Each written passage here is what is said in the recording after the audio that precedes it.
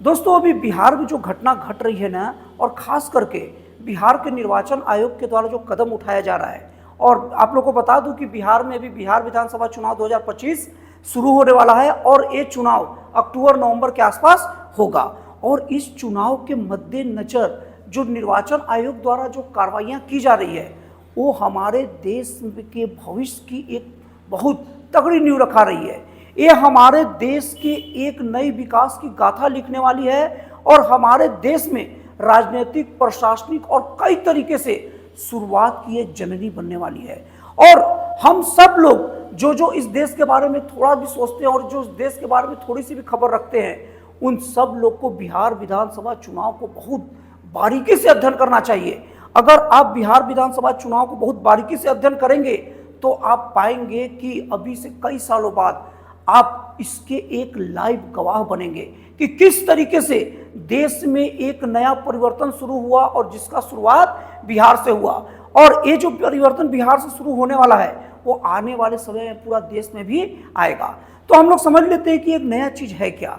आप लोग को मैं बता दूं कि अभी निर्वाचन आयोग के द्वारा स्पेशल इंटेंसिव रिवीजन एक प्रक्रिया है और उसको शुरू करने जा रहा है, जिसको शॉर्ट में SIR कहते हैं, और इसे सामान्य भाषा में गहन मतदाता पुनरीक्षण कहते हैं। अब ये जो प्रक्रिया है ना, ये प्रक्रिया का प्रमुख उद्देश्य क्या है आप लोगों को बता दूं। इसका प्रमुख उद्देश्य है शुद्ध वोटर को पाना।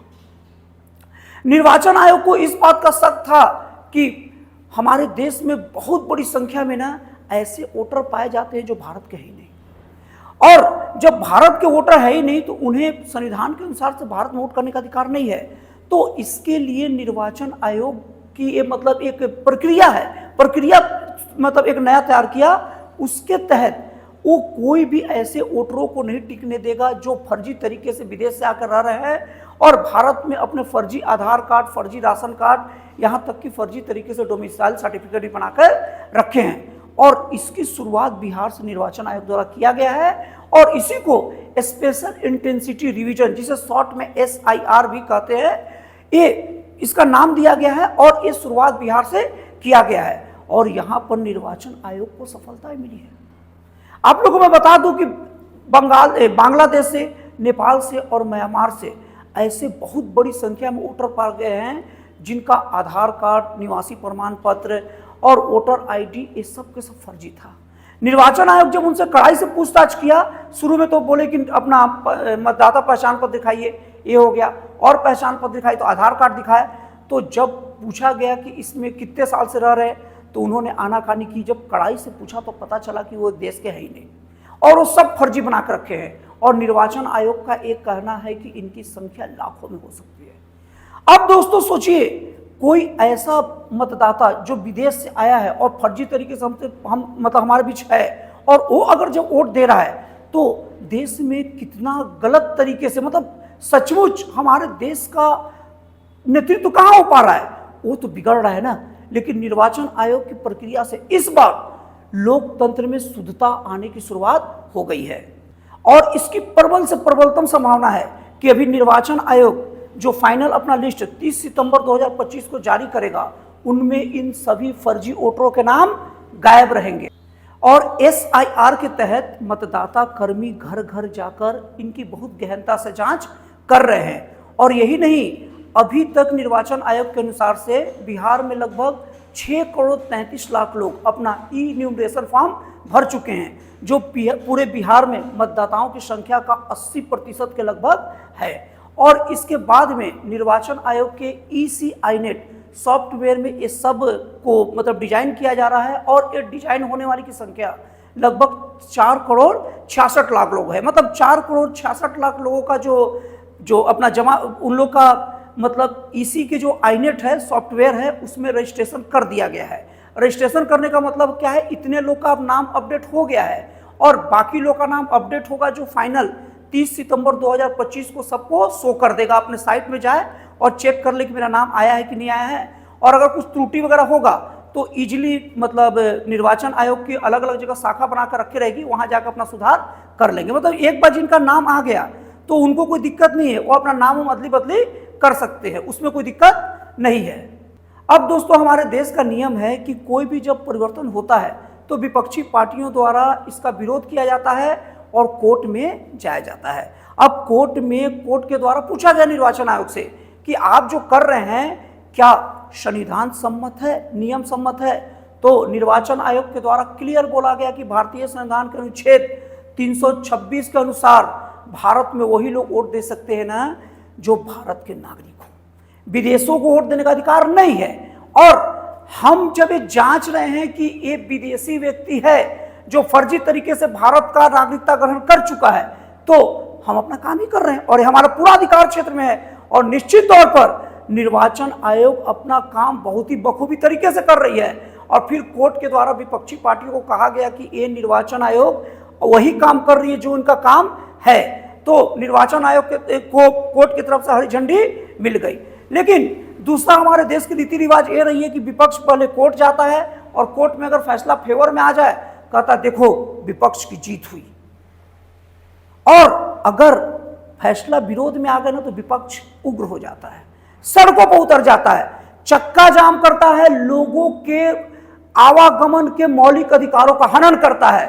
और यही विपक्ष संविधान की किताब लेकर घूमते हैं। अभी विपक्ष के प्रमुख नेता राहुल गांधी जी अक्सर संविधान की किताब लेकर घूमते हैं, लेकिन कोई अगर उनसे पूछ दे कि आप संविधान की किताब लेकर घूमते हैं, आप बताइए मौलिक अधिकार संविधान में कितना इंपॉर्टेंट चैप्टर है और कोई भी व्यक्ति का कहीं भी आने जाने का अधिकार मौलिक अधिकार है कि नहीं।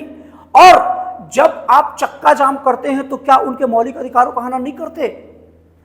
भाई कोर्ट कचहरी में आप साबित हो गए कि आप गलत हैं, मतलब आपका कहना गलत था, और तब उसके बाद चक्का जाम करके पब्लिक को रोककर आप क्या साबित करना चाहते हैं? ये कौन से संवैधानिक काम करना चाहते हैं? और उसके बाद में ऐसे ऐसे बयानात आते हैं जो निराधार रहते हैं, जिनको साबित नहीं करते। और उसके बाद राहुल गांधी का बयान भी आया। सबसे पहला राहुल गांधी का बयान आया कि ये वोटों की चोरी है। अरे भाई कैसे वोट की चोरी है, किस तरीके से आप समझाइए। और अगर समझाएंगे नहीं, बस बयान देंगे, तो निर्वाचन आयोग उस पर कुछ करेगा नहीं, कोर्ट कुछ करेगा नहीं, और जनता थोड़ी बोरी आपकी बातों में आ जाए। तो आप लोग को बता दे रहा हूं कि अब जनता भी पूरी चीज को मिलाती है, संविधान का किताब देखती है, साइट में जाकर संविधान की धाराओं को देखती है। तो जनता भी आपसे पूछेगी कैसे वोट की चोरी है।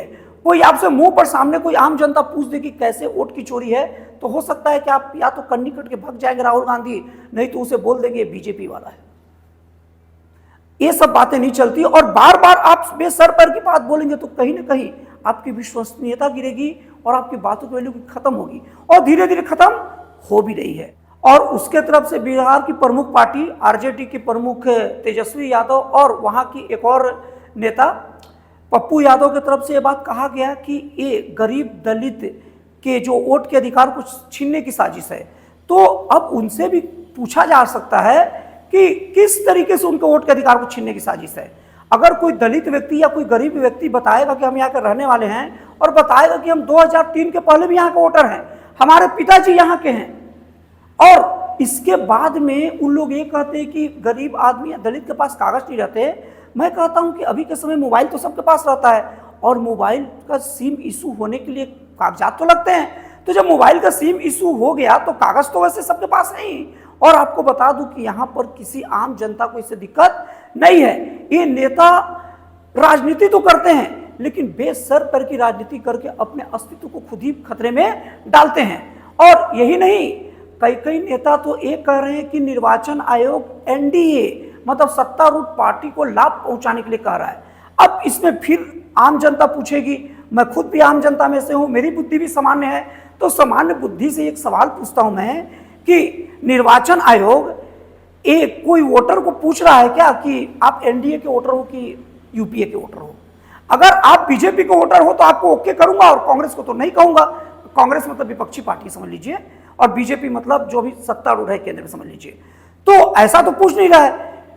जो निर्वाचन आयोग एक फिक्स रेखा बनाया है कि जो इस रेंज में नहीं आवे, जो विदेशी है, फर्जी तरीके से वोटर कार्ड बनाया है, उसका नहीं होगा। अब भैया कैसे आपको पता चल गया कि वो जो वोटर का नाम कटा है वो आपके ही वोटर थे या बीजेपी के वोटर हैं? नहीं, किसी का वोटर तो डिफाइन नहीं है ना, क्योंकि एक स्टेट में हर पार्टियों को वोट मिलता है। जब हर पार्टी को वोट मिलता है तो जाहिर सी बात है हर पार्टी के वोटर रहते हैं, और जब कटता है नाम या जुड़ता है तो हर पार्टी का डिस्टर्बेंस होगा ना। तो ये सब बातें निराधार है। मैं एकदम अपने वीडियो को निचोड़ के तौर पर और बहुत जिम्मेवारी के साथ कह रहा हूं कि ये हमारे देश में एक बहुत अच्छी की शुरुआत है। और निर्वाचन आयोग के द्वारा कहा भी जा चुका है कि बिहार में तो बस अभी शुरुआत है, इसका टेस्टिंग है। अब पूरे देश में जहां जहां भी चुनाव होगा राज्यों में ऐसी जांच की जाएगी और अंत में 2029 का जब केंद्र का चुनाव होगा तब तक पूरी गहनता से चुनाव करके हमारे देश में शुद्ध वोटर प्रोड्यूस कर दिए जाएंगे।